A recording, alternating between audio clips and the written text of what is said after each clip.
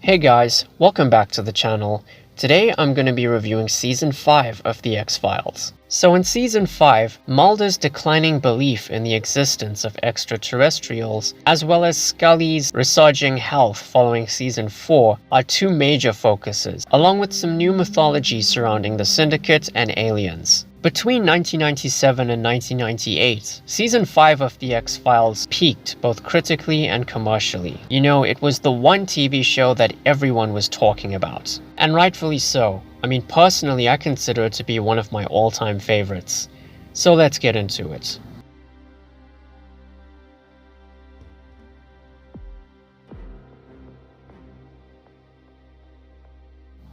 So first of all, Season 5's mythology follows pretty much the same structure as Season 3's mythology, that being 7 episodes, of which 6 are divided into 3 two-parters, and of course the finale. The opening 2-part premiere, Redux and Redux 2, picks up immediately where the Season 4 cliffhanger left off, and drops a few interesting revelations along the way. The second 2-parter, Christmas Carol and Emily, sees Scully being home for the holidays with her family, while also being haunted by dreams that hint at a mysterious connection between her and a dead woman's daughter. This 2-parter, being one of my least favorite mythology episodes, didn't really seem like it amounted to anything at first, but after watching some of the later seasons and then revisiting this 2-parter, I guess I can understand what the writers were going for, because it does technically pay off in the long run. The third 2-parter, Patient X and the Red and Black, being my favorite 2-parter this season, introduces Cassandra Spender, an alleged alien abductee that Scully forms a special bond with, and her son, Jeffrey Spender, who is a very pivotal character in the show's mythology.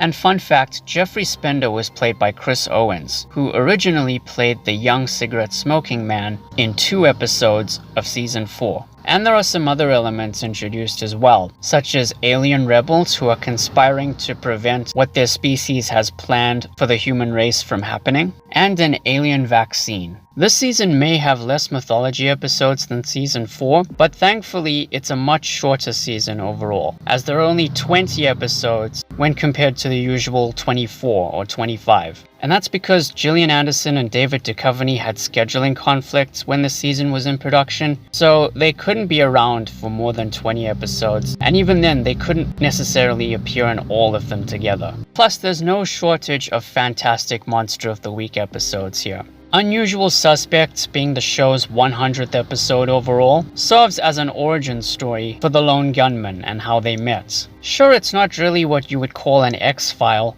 but if you love these characters, then you'll definitely enjoy this episode. The postmodern Prometheus sees Scully and Mulder investigate a small town where a modern-day Frankenstein's monster lurks. The late great Jerry Springer is an obsession, and sure, to some extent plays a significant part. And to top it all off, not only was the episode shot in black and white, but the monster was yet another character played by Chris Owens. Kitsunagari serves as a sequel to the Season 3 episode Pusher, in which Pusher Modell escapes from prison and is out to get revenge against Mulder. Sure, it's not as good as Pusher, and to some extent it kind of undermines that episode in some ways, but I would still recommend it if you're a fan of that episode. Schizogeny sees a young boy being accused of murdering his stepfather in a small community, though Scully and Mulder begin to suspect that there may be a greater evil at large within that community. It's one of those universally hated episodes that I actually find to be very underrated, and I would kind of recommend to you if you're interested.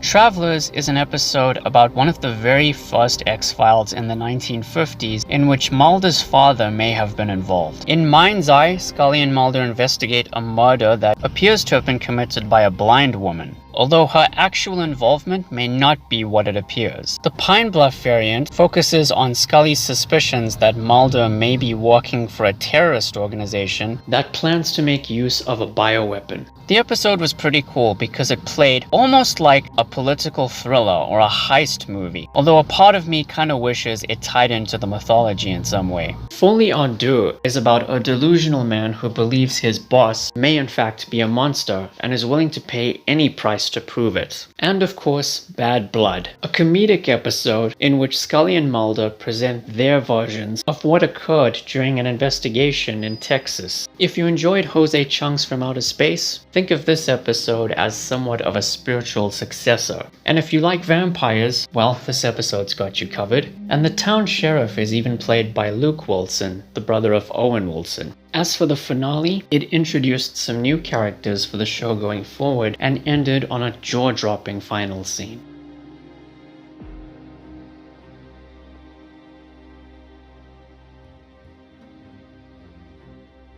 Now there's only about 2 Monster of the Week episodes this season that pale in comparison to everything else. The first one being Detour, an episode where Scully and Mulder head to Florida to investigate the disappearances of 3 people in the woods, where invisible humanoids allegedly lurk. The episode itself would have been better off in season 1 given how much the show has evolved since then, and it felt too reminiscent of Predator. The other episode is Chinga, an episode that I hate to put here because it was initially penned by Stephen King himself. That is, until Chris Carter rewrote most of it. In the episode, Scully takes a vacation to Maine and encounters a series of people who have inflicted wounds upon themselves, apparently at the behest of a strange young girl. Overall, the episode was decent, but it lacked that extra oomph you'd expect from something written by the master of horror himself, and ended up being very conventional and formulaic in the process.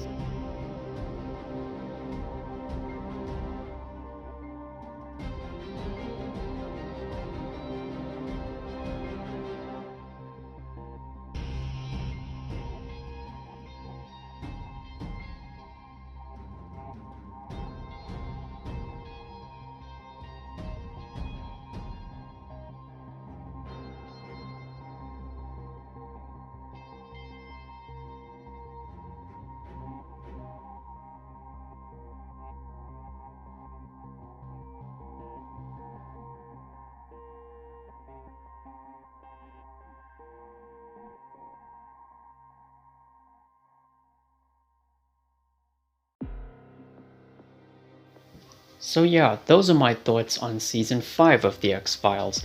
Next time we're going to be looking at the first X-Files movie, Fight the Future. So look forward to that very soon.